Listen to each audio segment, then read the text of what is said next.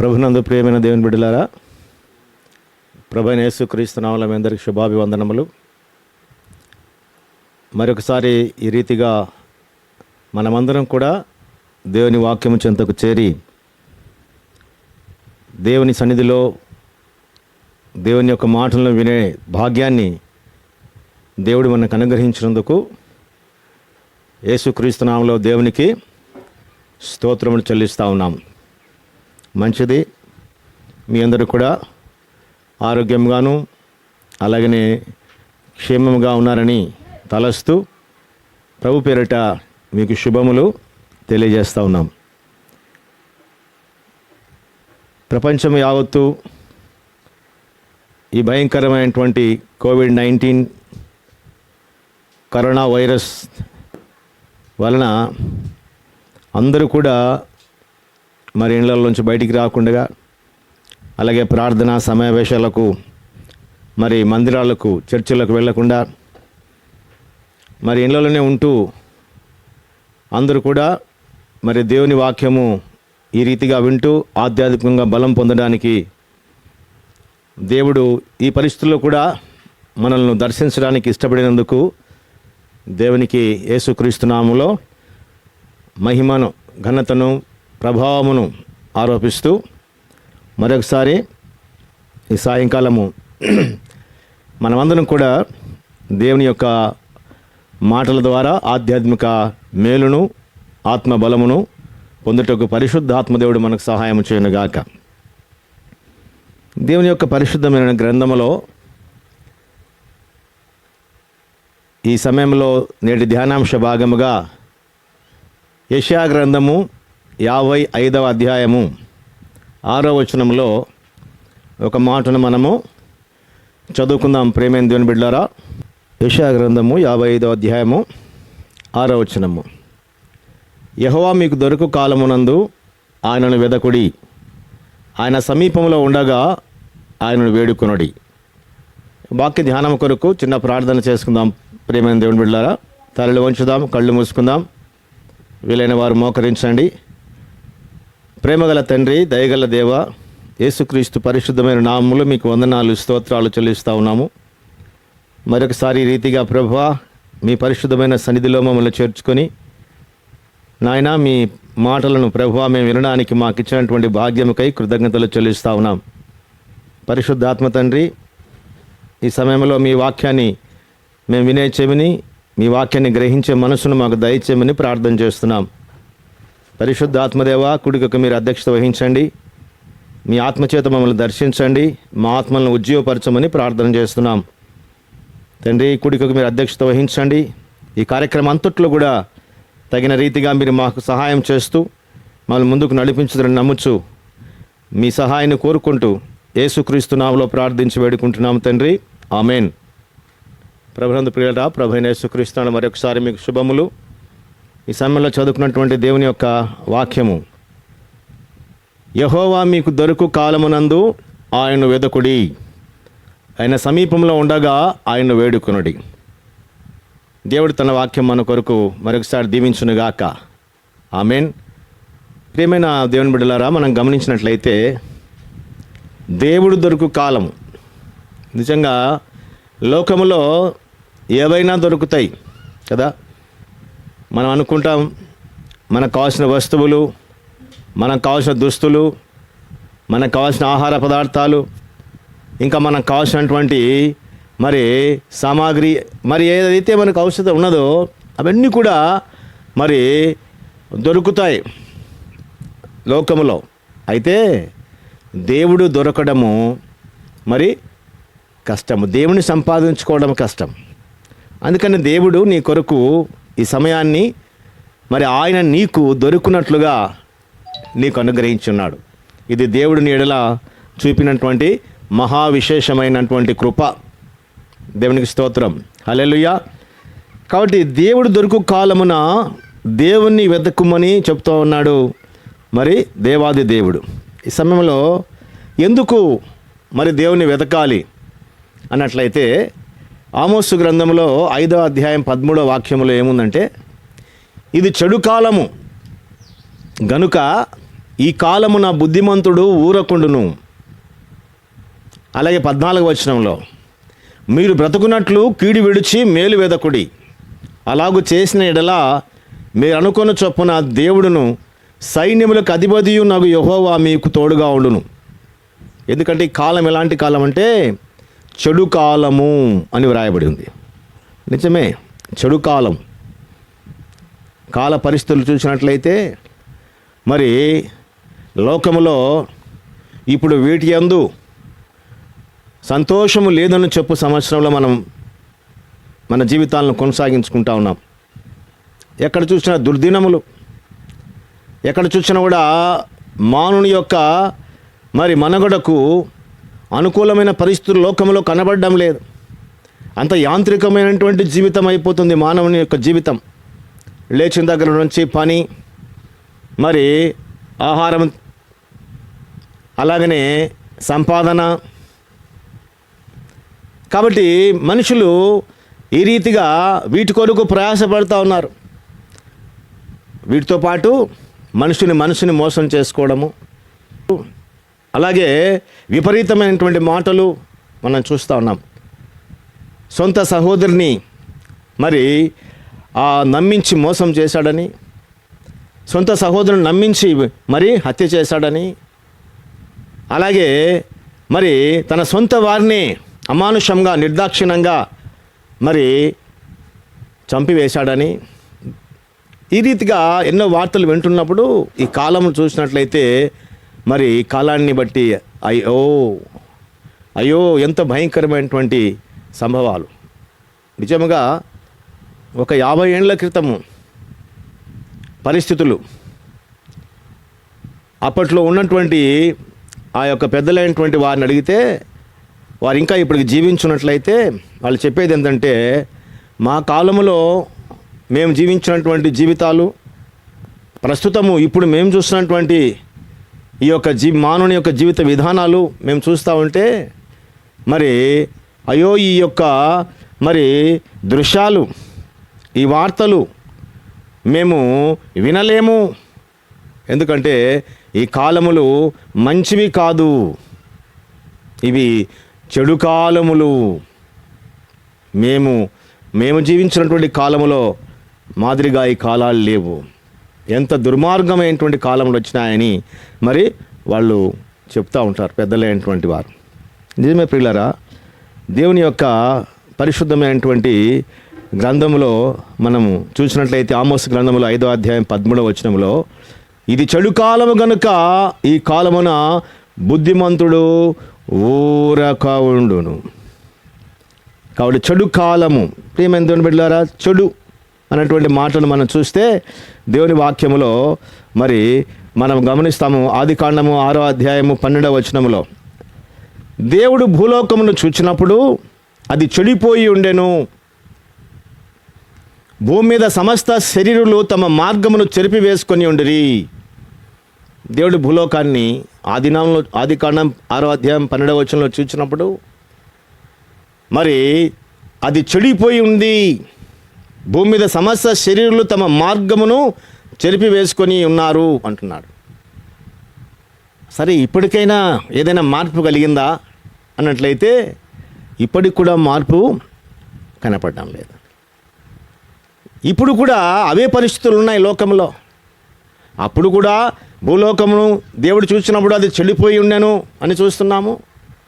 మరి ఈ కాలము కూడా చూసినట్లయితే ఈ నవీన యుగంలో కదా మానవుడు విజ్ఞానపరంగా ఎంతో పురోగతిని సాధించినామని, చంద్రమండలానికి వెళుతున్నాము. అలాగనే ఈ భూప్రపంచంలో మరి సమస్త గుప్తమైనటువంటి విశేషాలన్నింటినీ కూడా మరి వెలికి తీస్తూ ఉన్నాం.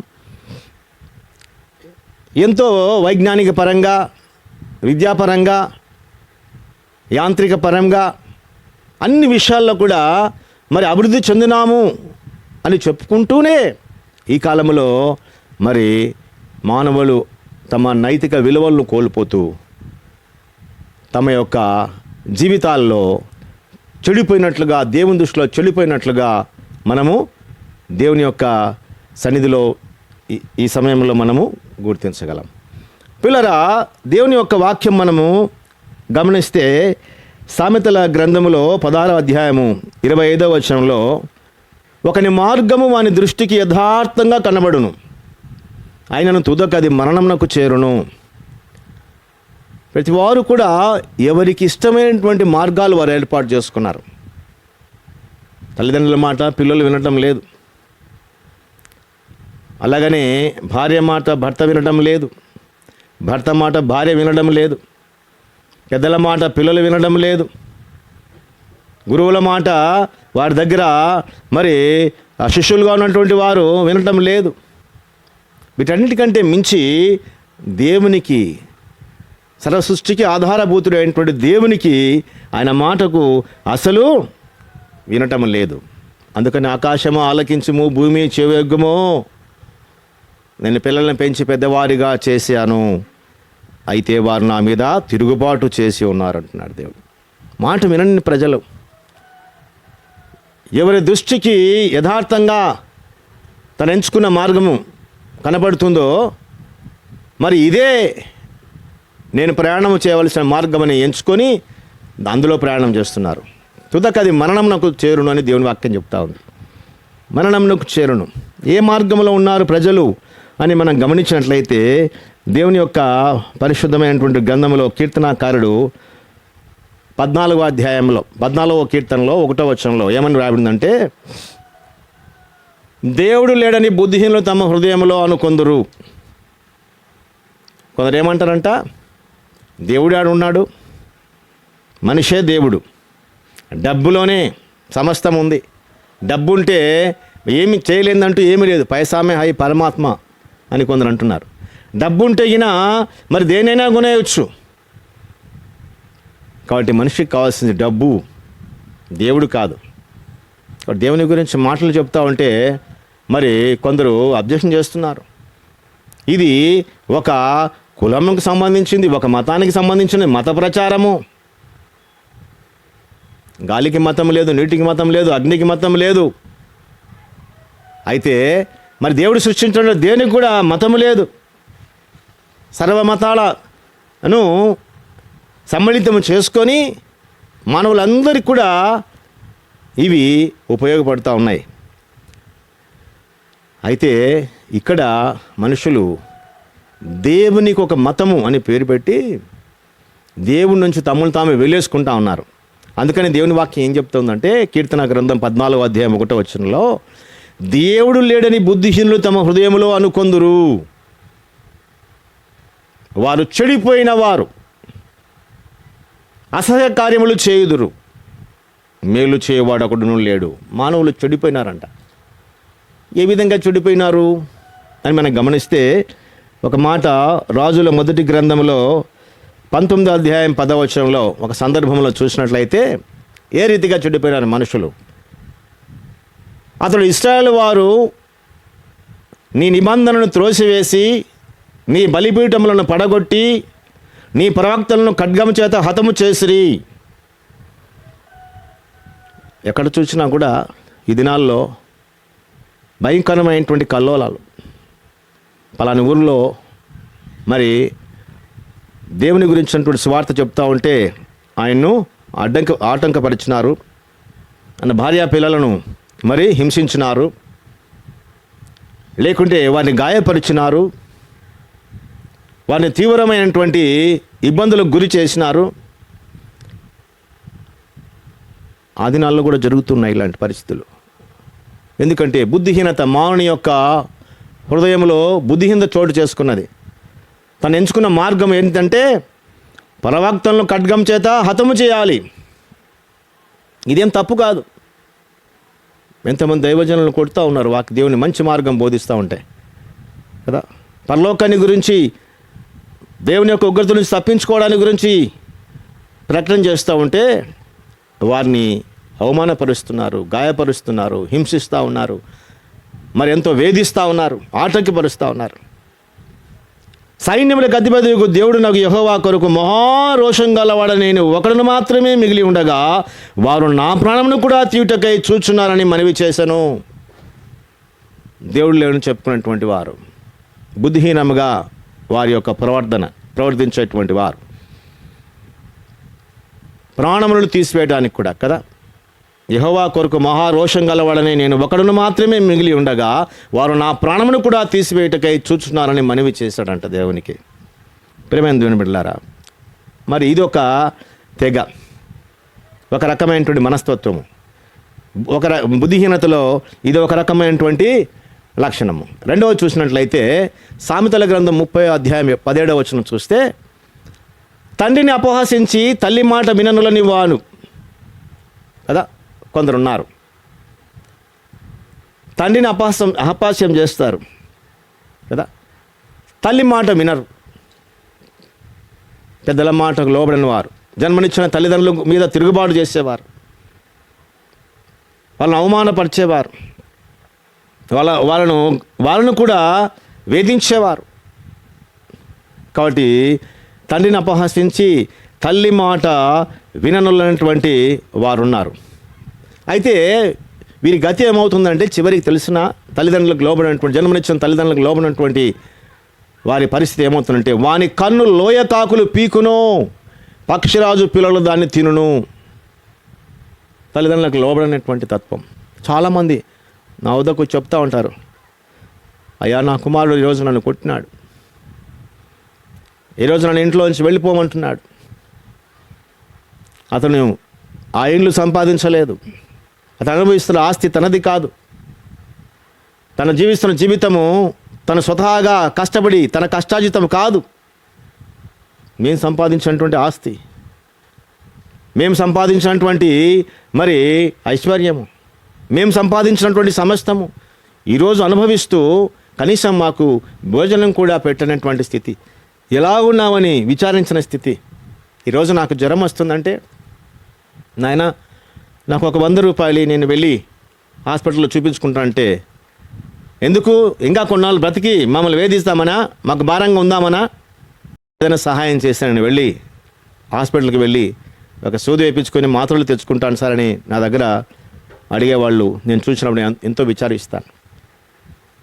సార్ ఇలాంటి కొడుకు నాకు లేకుంటే వాడు చనిపోయేటట్లు దేవుణ్ణి ప్రార్థన మరి వింటాడు కదా, మరి ప్రార్థన చేస్తారు వాడు చనిపోయేటట్లు ఉంటే. అయ్యా అలాగనకూడదు కదా, నీ కుమారుడు కదా అంటే, వాడు మానసికంగా రోజు నన్ను చంపుతున్నాడు సార్, నేను ప్రతిదినము చచ్చిపోతున్నాను అని చెప్తున్నాడు. ఎంత బాధ, ఎంత దయనీయకరం.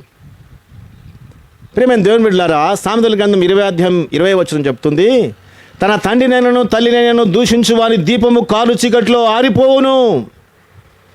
తల్లి యొక్క దీవెన, తండ్రి యొక్క ఆశీర్వాదం ఏ మనుషుని నుండి అయితే మరి కరువు అవుతుందో, ఏ మనిషికి కరువు అయిపోతుందో, వాని దీపము కారు చీకట్లో ఆరిపోతుంది.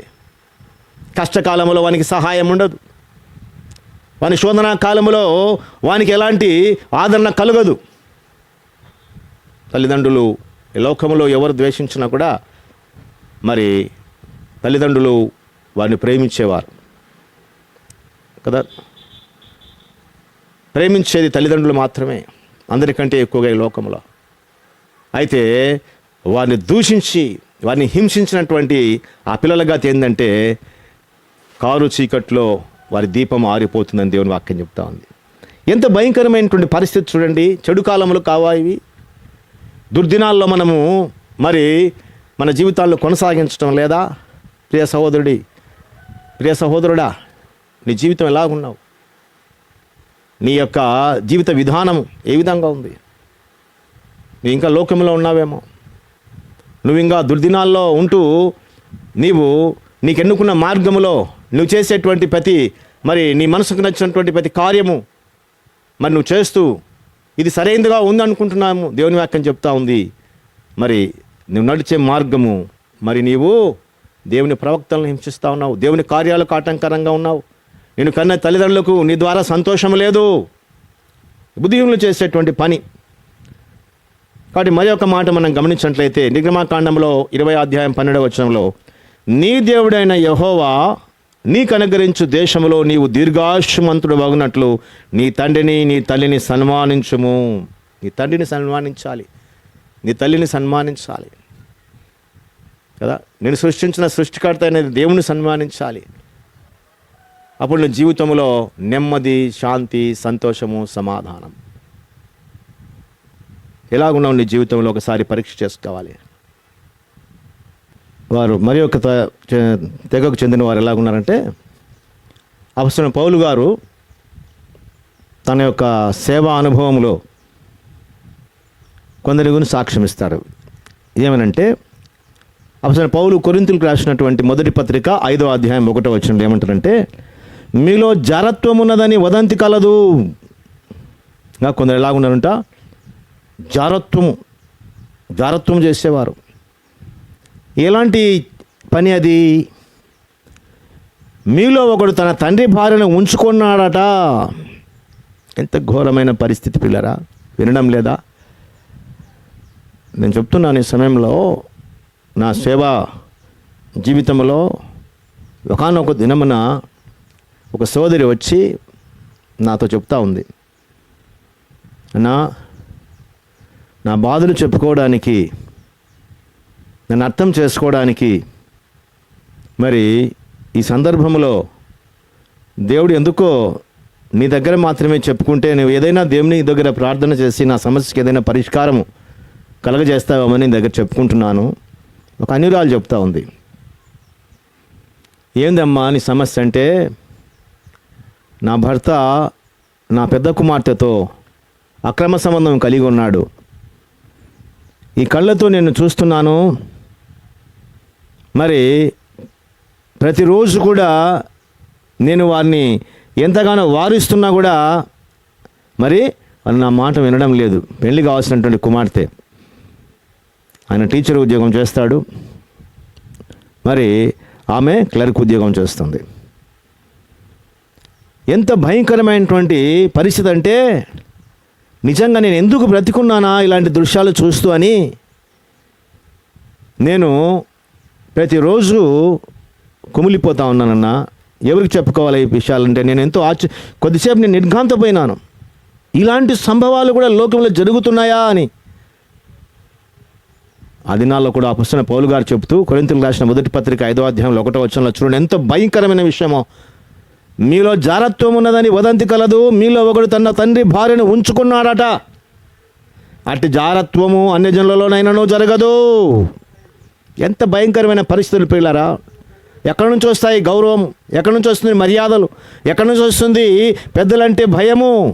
పెద్దలు వారి యొక్క పెద్దరికాన్ని, పెద్దలు మరి వారి యొక్క ప్రవర్తనను మరి మార్చుకున్నటువంటి పరిస్థితులు వారి జీవితాన్ని కొనసాగిస్తూ ఉంటే, వారి యొక్క సంరక్షణలో జీవితాలను కొనసాగించుకున్నటువంటి ఆ పిన్నలు అనేటువంటి వారు వాళ్ళ నుంచి ఏం నేర్చుకుంటారు? కంచే చేను మేస్తేనటువంటి పరిస్థితిని చూస్తూ ఉన్నాం. అలాగనే తల్లిదండ్రులను సన్మానించవలసినటువంటి వాడు ఏం చేస్తున్నాడంటే, మీలో ఒకడు తన తండ్రి భార్యను ఉంచుకున్నాడట. ఎంత భయంకరమైనటువంటి పరిస్థితి. మానవత్వం ఉందా? వారి జీవితంలో ఏదైనా మనస్సాక్షి ఉందా? వాక్యం వింటున్న సహోదరి సహోదరుడా, నువ్వు వింటున్నావేమో ఇలాంటి వార్తలు. ఒకవేళ నీ జీవితంలో ఇలాంటి శోధనలు మరి సాతానుడు నీ వద్దకు తీసుకొని వస్తున్నాడేమో, జాగ్రత్త. అది నాన్న పౌలు హెచ్చరిక చేస్తూ ఉన్నాడు. మరి ఈరోజు మరొకసారి దేవుని వాక్యం నేను హెచ్చరిక చేస్తూ ఉంది. మరి నీ జీవితంలో మార్పు చెందవలసినటువంటి ఆవశ్యకత ఎంతైనా ఉంది. ఎందుకంటే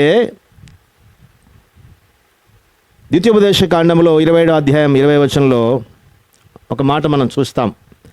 తన తండ్రి భార్యతో శయనించేవాడు, తన తండ్రి కోకను విప్పినవాడు. ఎవరంట? తన తండ్రి భార్యతో శయనించేవాడు, తన తండ్రి కోకను విప్పినవాడు గనుక వాడు శాపగ్రస్తులని చెప్పగా ప్రజలందరూ ఆమేన్ అనవలెను.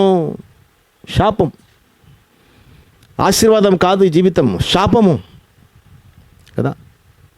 శాపం మానవుని జీవితంలో తను ఎన్నుకున్న మార్గములో తను ఏం తెచ్చుకుంటున్నాడంటే శాపం తెచ్చుకుంటున్నాడు. బాగానే ఉందిలే అనుకుంటున్నాడు తన మార్గము కదా. అయితే ఆ మార్గములో తనకు శాపము అనుభవిస్తున్న సంగతి తను ఎరగకుండానే ఉన్నాడు. ఒక సంగతి మనము ఆలోచన చేయవలసిన వారమై ఉన్నాం. మన శాపము, ఈ శాపం ఎలా పోతుంది? అప్పు చేస్తే అప్పు తీర్చేంతవరకు వదిలిపెట్టడం లేదు. పితరులు అప్పు చేస్తే వాళ్ళ తదనంతరము వారి యొక్క సంతానం తీర్చవలసినటువంటి ఆవశ్యకత ఉంది. మరి నువ్వు పాపం చేసి ఈ విధంగా నీ జీవితాన్ని ముగించుకొని వెళ్ళిపోతే, మరి ఆ శాపం వెళ్ళి నీ యొక్క వారసుల ఒడిలో పడితే కదా, మా పితరులు పాపం చేయగా వారి దోషములు మేము భరిస్తున్నాము అని వారు చెప్పక తప్పదు. ఏం సంపాదిస్తున్నావు ఈరోజు ప్రేమైన సహోదరి సహోదరుడా? నీ జీవితంలో శాపంతో కూడినటువంటి నీ బ్రతుకులో నీకు మాత్రమే కాకుండా మరి నీ సంతతికిని, నీ తరములకు నువ్వేం సంపాదిస్తున్నావు?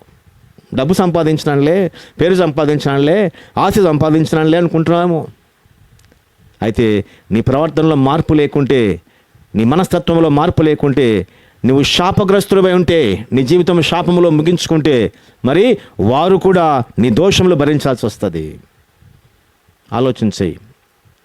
శాపం పోవాలి. శాపం నుంచి మరి బయటపడాలంటే ఒకటే మార్గం కదా, అదేంటంటే అపొస్తలుడైన పౌలు గారు గలతీయులకు రాసిన పత్రిక 3వ అధ్యాయం 14వ వచనంలో ఏమంటారంటే, ఇందును గూర్చి మ్రాను మీద వేలాడిన ప్రతి వాడును శాపగ్రస్తుడని వ్రాయబడి ఉన్నది. 2020 సంవత్సరాల క్రితం యేసుక్రీస్తు ప్రభువారు మానవుని యొక్క పాపమును శాపమును తన భుజస్కంధాల మీద వేసుకొని, పాప శాపములను ఆయన ఓర్చుకొని, పాపము రాసిన జీతం మరణమై ఉంటుండగా, శాపముకు రావాల్సిన ప్రతిఫలము వేదన ఉంటుండగా, యేసుక్రీస్తు మన కొరకై ఆ కలువరి శిలువలో మ్రాను మీద విలలాడి 3 మేకుల మధ్య బిగించబడి అనువనువున మనము చేసినటువంటి మరి పాపమును బట్టి ఆయన అనువనువున ఆయన గాయములు పొంది రక్తము కార్చి విమోచన సిద్ధపరిచి మనకు తన యొక్క గొప్ప రక్షణ అనుగ్రహించినాడు. దేవునికి స్తోత్రం, హల్లెలూయా. కాబట్టి నీ శాపము తీరాలి కదా, నీ శాపము తీర్చబడాలి. ఎలాగా అన్నట్లయితే మరి శాపము అపొస్తలుడైన పౌలు కొరింథీయులకు రాసిన 2వ పత్రికలో 8వ అధ్యాయం 9వ వచనం ఏమంటారంటే, మీరు మన ప్రభువైన యేసుక్రీస్తు కృపను ఎరుగుదురు కదా, ఆయన ధనవంతుడై ఉండియు మీరు తన దారిద్ర్యం వలన ధనవంతులు కావాలని మీ నిమిత్తము దరిద్రుడాయను. శాపము, మానవ యొక్క శాపము దరిద్రతను తీసుకొని వస్తుంది. యేసుక్రీస్తు మన ఎడల చూపిన కృప ఎలాంటిదంటే, ఆయన ధనవంతుడై ఉండి మనం తన దారిద్ర్యం వలన ధనవంతులు కావాలని మన నిమిత్తమై ఆయన దరిద్రుడైనట్లుగా దేవుని యొక్క వాక్యములో మనం చూస్తున్నాం.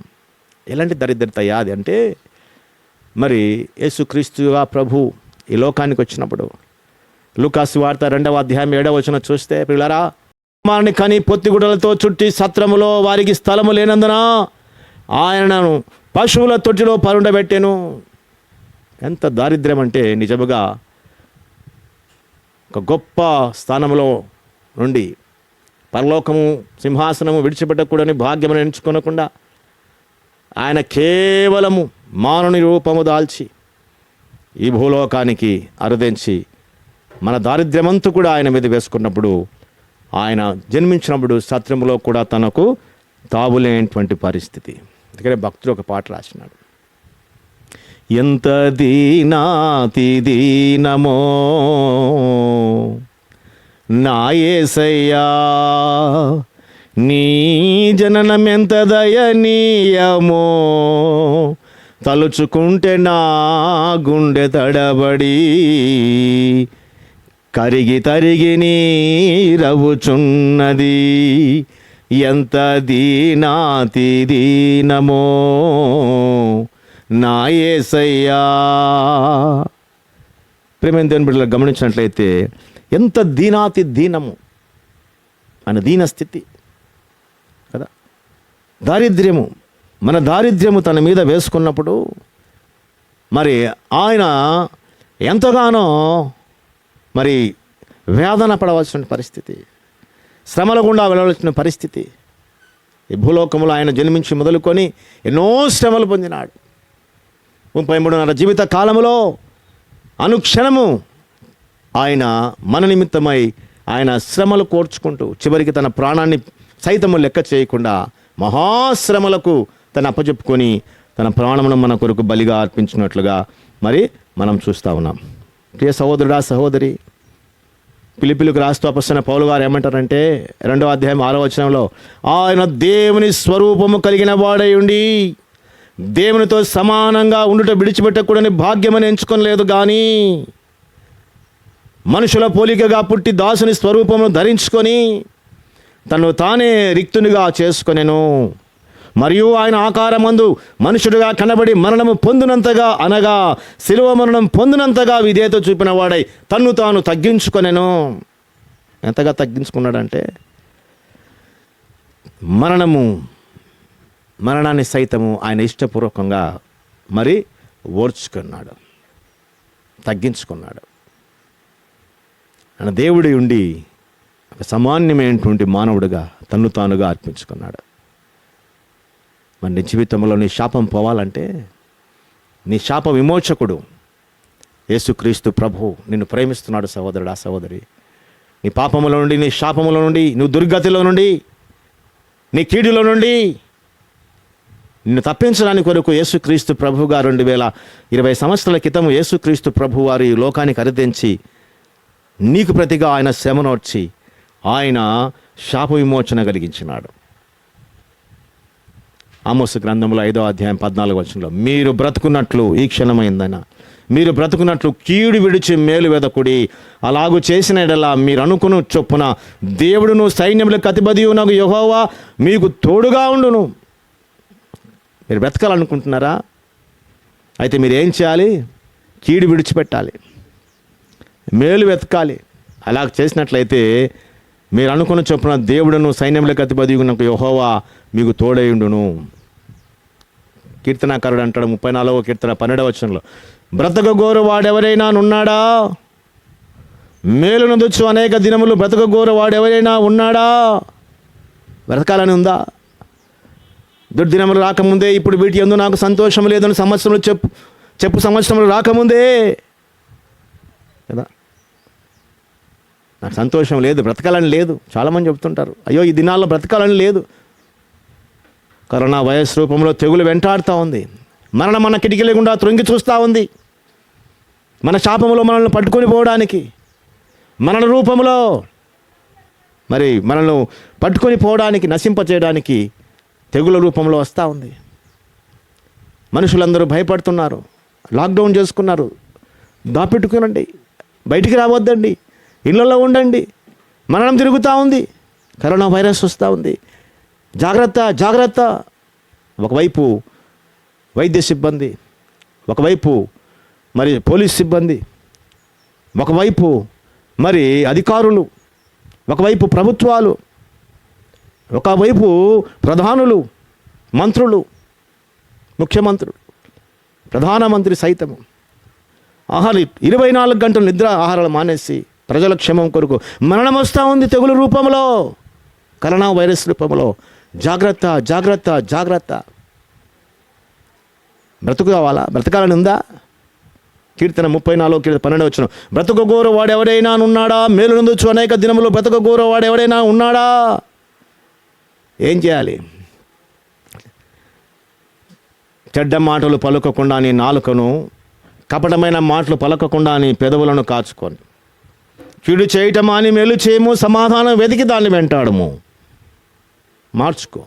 ఎందుకంటే నిన్ను ప్రేమిస్తున్న దేవునికి నువ్వు నశించిపోవడం ఆయనకి ఇష్టం లేదు. యుగాంతమందు నీవు నశించిపోవడం ఆయనకి ఇష్టం లేదు. ఆయన కార్చిన రక్తము, ఆయన చేసిన త్యాగము నిరర్థకం కాకూడదు.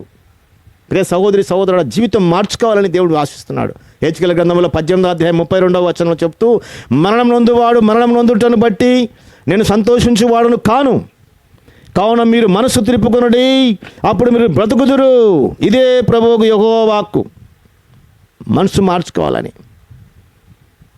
హెచ్కేల గ్రంథం 33వ అధ్యాయం 11వ వచనంలో, కాగా వారితో ఇట్లనము, నా జీవము తోడు దుర్మార్గుడు మరణం నొందుట వలన నాకు సంతోషం లేదు. దుర్మార్గుడు తన దుర్మార్గత నుండి మరలి బ్రతుకుట వలన నాకు సంతోషం కలుగును. కాబట్టి ఇశ్రాయేలులారా, మనసు త్రిప్పుకొనుడి, మీ దుర్మార్గత నుండి మరలి మనసు త్రిప్పుకొనుడి. మీరెందుకు మరణం పొందుదురు? ఇదే ప్రభువుకు యెహోవా వాక్కు. ఎందుకు చచ్చిపోతారు? మనసు మార్చుకోరండి. లేకుంటే జరిగేది ఏంటో తెలిసినా అపొస్తలుడైన పౌలు కొరింథీయులకు రాస్తూ 2వ పత్రికలో 5వ అధ్యాయం 10వ వచనంలో, ఎందుకనగా తాను జరిగించిన క్రియల చొప్పున అవి మంచివైనను సరే చెడ్డవైనను సరే దేహంతో జరిగించిన వాటి ఫలమును ప్రతి వాడును పొందినట్లు మనమందరమును క్రీస్తు న్యాయపీఠం ఎదుట ప్రత్యక్షము కావాలేను. తీర్పు ఉంది ఒక దినాన. ఈ లోకంలో ఏదైనా చిన్న పొరపాటు చేస్తే మన మీద ప్రభుత్వం, మన మీద చట్టాలు పనిచేస్తున్నాయి. ఒకవేళ చట్టం గురించి నీకు తెలియకపోవచ్చు. నువ్వు నేరం చేసినప్పుడు చట్టం నుండి పట్టుకొని పోతుంది. న్యాయస్థానము నీకు తీర్పు విధిస్తుంది, శిక్ష విధిస్తుంది. దేవుని చట్టం ఉంది. దేవుని చట్టం కింద ఉన్నావు. నువ్వు దేవుని ఎరగకపోవచ్చు, దేవుని యొక్క చట్టాన్ని నువ్వు ఎరగకపోవచ్చు, నువ్వు తెలుసుకోకపోతే అది నీ బుద్ధిహీనత. అయితే ఈ రాత్రి నీ మీద నీ మరణ శాసనం కింద ఉన్నావు. అయితే దేవుడు ఒక దినాన్ని నీకు తీర్పు తీర్చడానికి న్యాయాధిపతిగా ఉన్నాడు. కొరింథీయులకు రాసిన 1వ పత్రికలో 5వ అధ్యాయం 10వ వచనంలో పౌలు గారు చెప్తూ, ఎందుకనగా తాను జరిగించిన క్రియల చొప్పున అవి మంచివైనను సరే చెడ్డవైనను సరే దేహముతో జరిగించిన వాటి ఫలమును ప్రతి వాడును పొందినట్లు మనమందరమును క్రీస్తు న్యాయపీఠం ఎదుట ప్రత్యక్షము కావాలయను. ఇష్టమా? ప్రత్యక్షమైనప్పుడు తీర్పు పొందుతావా? కాబట్టి ఆమోసు గ్రంథం 5వ అధ్యాయం 14వ వచనంలో మనకి ఏం చెప్తున్నా అంటే, దేవుడు మీరు బతుకున్నట్లు కీడు విడిచి మేలు బెదకుడి, అలాగో చేసిన ఎడలా మీరు అనుకున్న చొప్పున దేవుడును సైన్యములకు అధిపతియున్న యెహోవా మీకు తోడుగా ఉండును. ఇదిగో నీకు తోడై ఉండి నీవు వెళ్ళు ప్రతి స్థలమందు నిన్ను కాపాడుచు ఈ దేశంలోకి నిన్ను మరల రప్పించేదను. నేను నీతో చెప్పినది నెరవేర్చే వరకు నిన్ను విడవనని యాకోబుతో దేవుడు ఆదికాండం 28వ అధ్యాయం 15వ వచనం చెప్తున్నాడు. ఎప్పుడు? మేలు కోరి బ్రతకగోరి ప్రభువుని వేడుకున్నాడు. యోహాను రాసిన 1వ పత్రిక 1వ అధ్యాయం 9వ వచనం, మన పాపములు మనం ఒప్పుకున్నట్లయితే ఆయన అనగా యేసుక్రీస్తు ప్రభువు నమ్మదగిన వాడు నీతిమంతుడు గనక ఆయన మన పాపములు క్షమించి సమస్త దుర్నీతి నుండి మనం పవిత్రుగా చేయను. 7వ వచనంలో, అప్పుడు ఆయన కుమారుడైన యేసు రక్తం ప్రతి పాపం నుండి మనల్ని పవిత్రపరచును. నీ మార్గములు చెరిపివేసుకో, నీ మనసు మార్చుకో. ప్రభు అయిన యేసుక్రీస్తు ప్రభు నీ కొరకై సిద్ధపరిచినటువంటి విమోచన కార్యాన్ని నీవు అంగీకరించు. యేసు ప్రభు అని ఒప్పుకో, హృదయంలో విశ్వసించు. పరలోక రాజ్యానికి వారసుని అవుతావు, పరలోక రాజ్యానికి హక్కుదారుని అవుతావు, దేవుని రాజ్యానికి వారసులు అవుతారు. సహోదరుడా, లోకము గతించిపోతా ఉంది. గతించిపోయే లోకంలో నశించిపోయేటువంటి మానవుడుగా ఎంతకాలం ఈ విధంగా జీవిస్తావు? మార్పు నొందు. ప్రభువు అభయం ఇస్తున్నాడు, ప్రభువు వాగ్దానం చేస్తున్నాడు, నిన్ను ప్రేమతో ఆహ్వానిస్తూ ఉన్నాడు. ప్రభువా, నేను బ్రతకాలనుకుంటున్నాను. ప్రభువా, నేను బ్రతకాలనుకుంటున్నాను. దేవా, నేను పాపినయ్యా, నేను అతిక్రమకారుణ్ణి, ఆజ్ఞాతిక్రమం చేశాను, నా తల్లిదండ్రులను దూషించినాను, నీ ప్రవక్తలను హింసించినాను, నీకు ఆలయమైనటువంటి నా దేహాన్ని దొంగల గుహగా మార్చినాను, నేను విరోధంగా నేను జీవించినాను, నాకు తీర్పు ఉందని ఎరగక అజ్ఞానంలో బ్రతికినాను. యేసుక్రీస్తు ప్రభువా, నేను పాపిని, నన్ను క్షమించమని వేడుకో. ప్రభువు నిన్ను క్షమిస్తాడు. గొప్ప రక్షణ పొందుతావు. ఆశీర్వాదకరమైనటువంటి మేలుకరమైన జీవితం నువ్వు అనుభవిస్తావు. దేవుడి రీతిగా నిన్ను దర్శించి నిన్ను బలపరచును గాక. నీ కొరకు చిన్న ప్రార్థన చేస్తాను. సహోదరి, కళ్ళు మూసుకున్నట్లయితే, ప్రభువా, మమ్మల్ని ప్రేమించి మాకు ఇచ్చిన మీ జీవవాక్యంకు స్తోత్రములు. ఈ రాత్రి మా వెనుకటిలోకి మీరు తీసుకొచ్చినటువంటి వాక్యము మా ఆత్మీయ జీవితంలో మమ్మల్ని మేలుకొల్పి మమ్మల్ని రక్షించేదిగాను, పరలోక రాజ్యం చేర్చేదిగాను, మీ మహిమార్థమై మమ్మల్ని అందరినీ కూడా సిద్ధపరచమని యేసుక్రీస్తు నామములో ప్రార్థిస్తున్నాము తండ్రి. ఆమెన్. తండ్రి అయిన దేవుని ప్రేమ, యేసు ప్రభువారి కృప, పరిశుద్ధాత్మ దేవుని ప్రేమ, అన్యోన్య సహవాసం, నిత్య సమాధానం మనకందరికి స్థాకులను తోడైన గాక. Amen. Hallelujah. Praise the Lord. అందరూ కూడా శుభములు. దేవుని యొక్క వాక్యం విన్నారు. వాక్యానుసారంగా ఈ రాత్రి దేవుని హృదయంలో చేర్చుకునండి.